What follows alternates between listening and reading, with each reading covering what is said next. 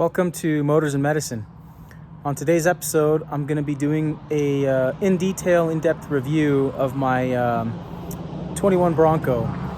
Now, a little history on this Bronco. I bought it, I pre-ordered it summer of 2020, July of 2020. And I think I converted the order January of 21 and then took delivery November of 21. So I had a pretty long wait. Most people did for this new Bronco. But it's been fantastic.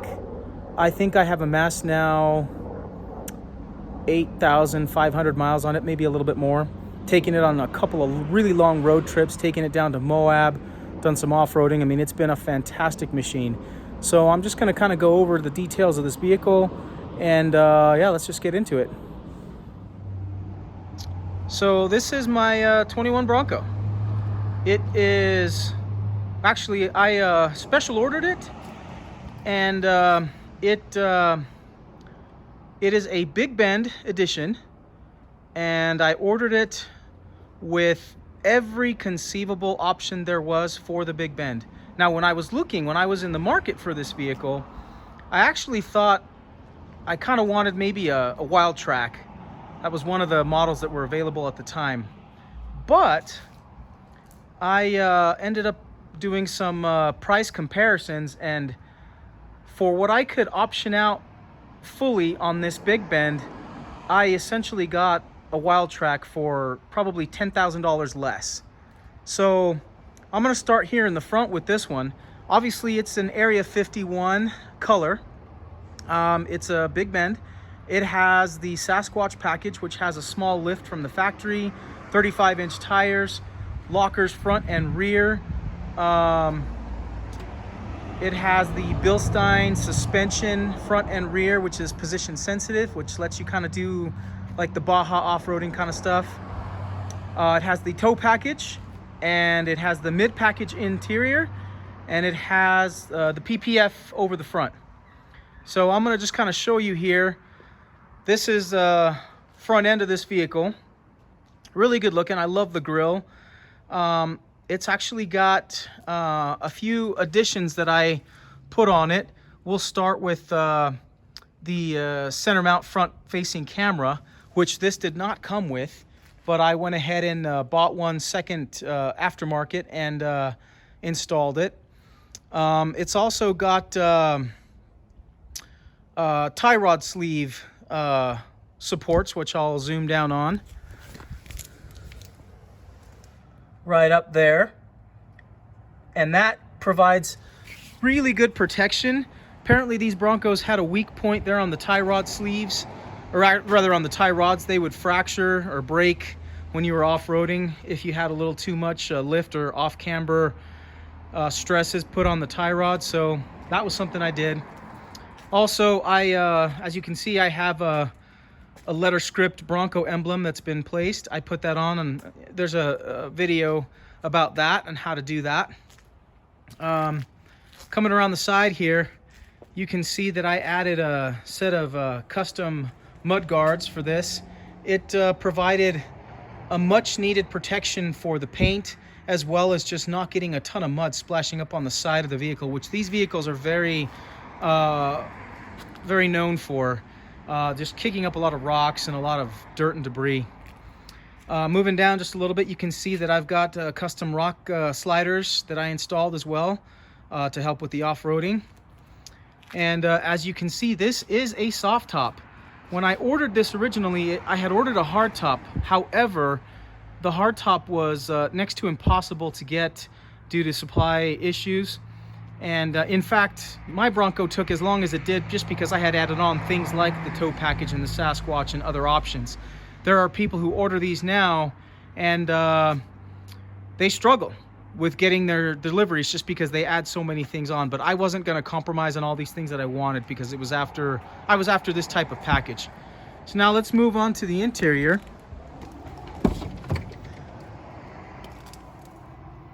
You can see here the door panels have like a two-tone color.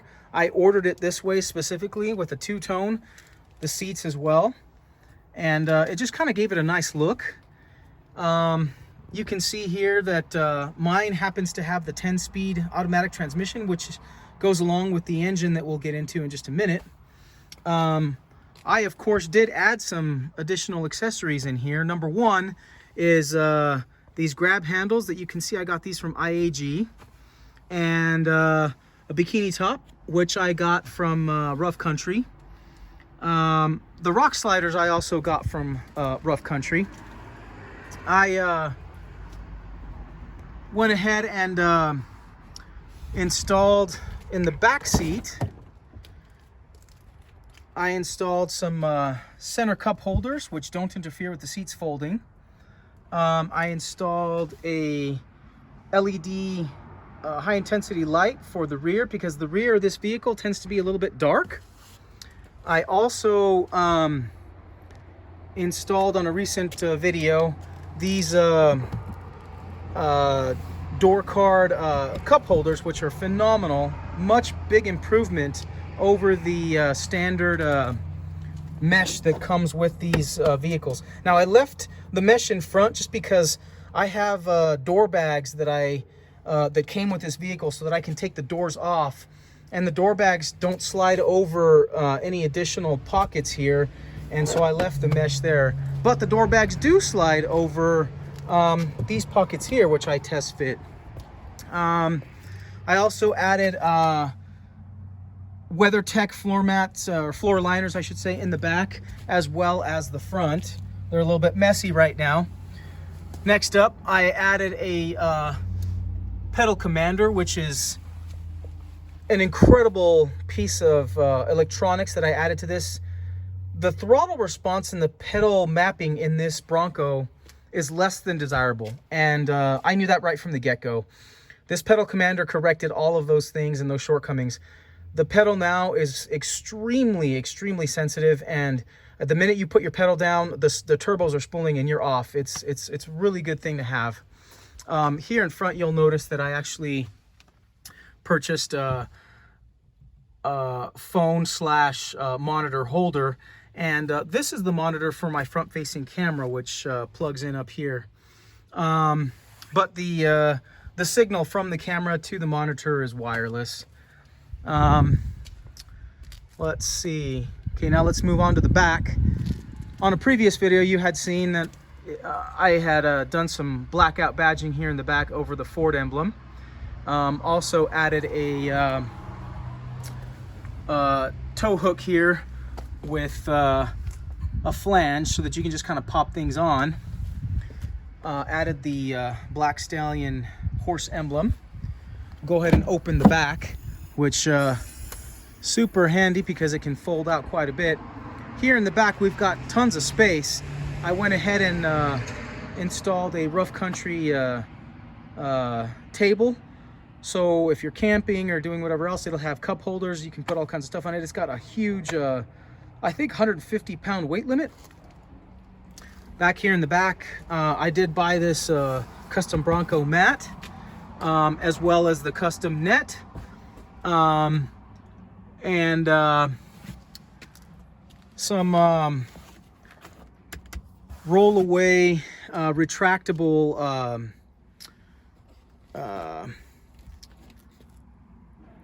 mine's blanking. Oh, tie-down straps that I use for holding my doors in place, because the doors, all 4 doors, can fit back here in this compartment. The other thing that I bought that was interesting was the back hatch here is really hard to open, but I went ahead and purchased these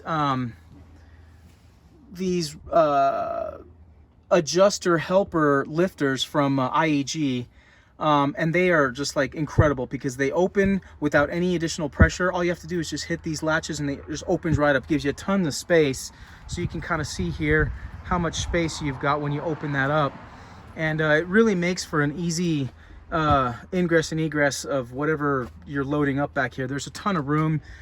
We go on trips and there's tons of room for suitcases back here, so no issues with that. All right, we're gonna go ahead and move up to the front.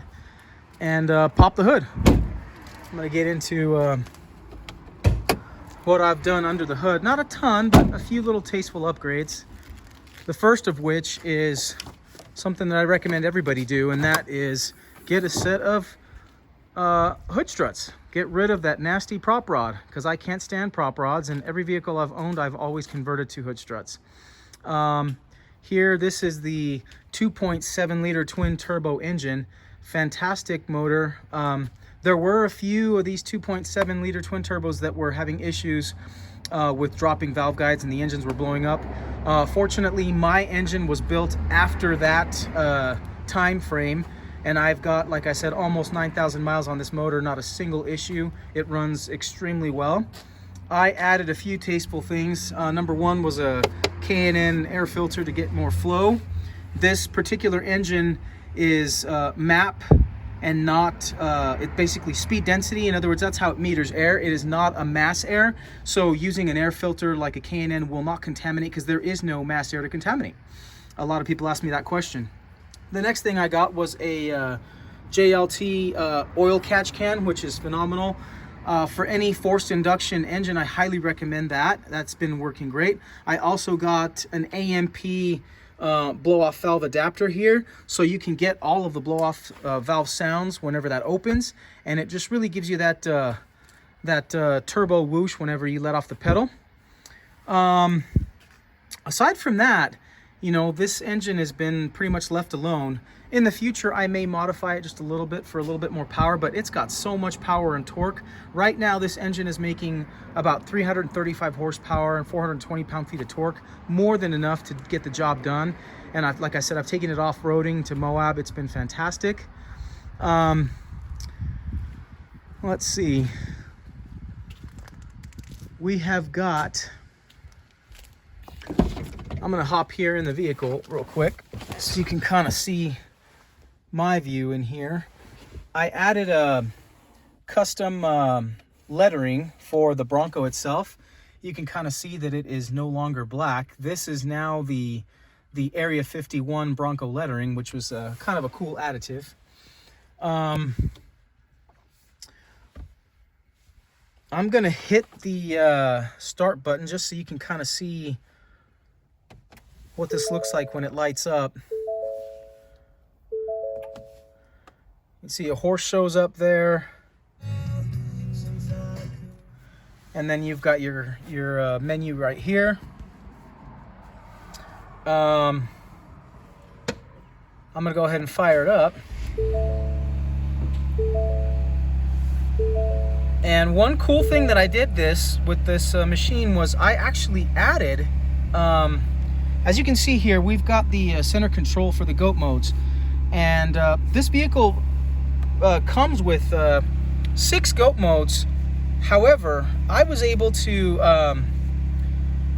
get into the computer with ForeScan, and now I have every single goat mode unlocked: slippery, mud ruts, sand, Baja, and rock crawl, of which I have used quite a bit.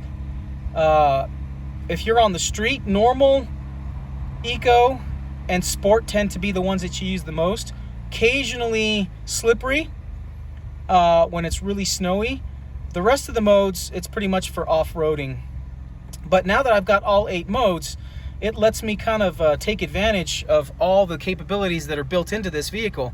It's just sad that Ford only gives you so many. There is no model that has all 8. So you kind of have to unlock them on your own if you wish to do so, which is what I did.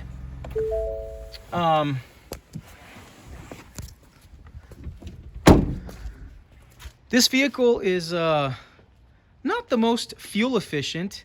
It averages about 16, 17 miles per gallon in the city.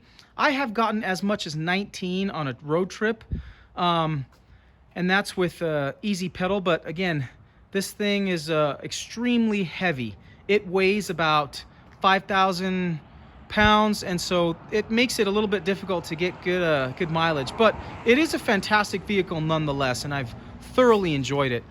I have had all 4 doors off, as well as the top completely off, and it looks stunning. It's incredible to drive. It has a presence. It has a really high ride height, so you kind of feel like you're commanding the road when you drive it. Again, here's another front view. We'll do a 3/4 view here. The tires are Goodyear Wranglers, but Ford did something interesting. They actually paid Goodyear to not install the Wrangler portion on these particular tires because they don't want to have anything associated with Wrangler, because that's a Jeep product, which I thought was interesting when I bought this. This vehicle has a ton of technology. It came with lane keep assist, with blind spot monitoring, and automatic high beams, automatic wipers. Just a lot of fun technology that I've really enjoyed, in addition to all the GOAT modes that I just went over. Again, I've thoroughly enjoyed this vehicle, and on the next video pertaining to this particular ride, I'm going to do a driving perspective, so we'll kind of go off-road maybe in the spring as well. I'm thinking about taking this down to Jeep Safari, so that should be pretty interesting. I do have some videos coming up with this. I'm going to be installing a few more parts, some body armor underneath, because it just didn't come with the best body armor, as well as a few other touches in the interior, and we'll see how this thing ends up performing over Jeep Safari. So hopefully you guys found this video helpful, and that'll do it for the description on this vehicle today. So hopefully you guys enjoyed that. This Bronco has been an incredible machine.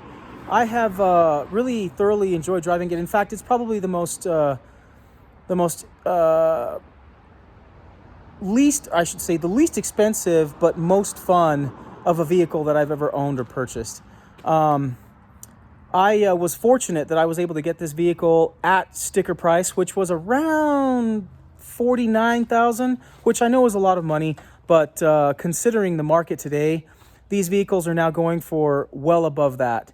I have seen my exact vehicle on a lot for about $65,000. In fact, if I wanted to, I could turn around and sell this and make a ton of profit. But it has been an incredible vehicle. I would highly recommend it to anybody who has any interest in going off-road, whether it be hardcore off-road or even just mild, having fun. But it'll do just about anything. It'll go up about anything that you wish, and that you dare go up. But I don't have any intentions of lifting it any higher or putting any bigger tires, just because it's already so good the way it is.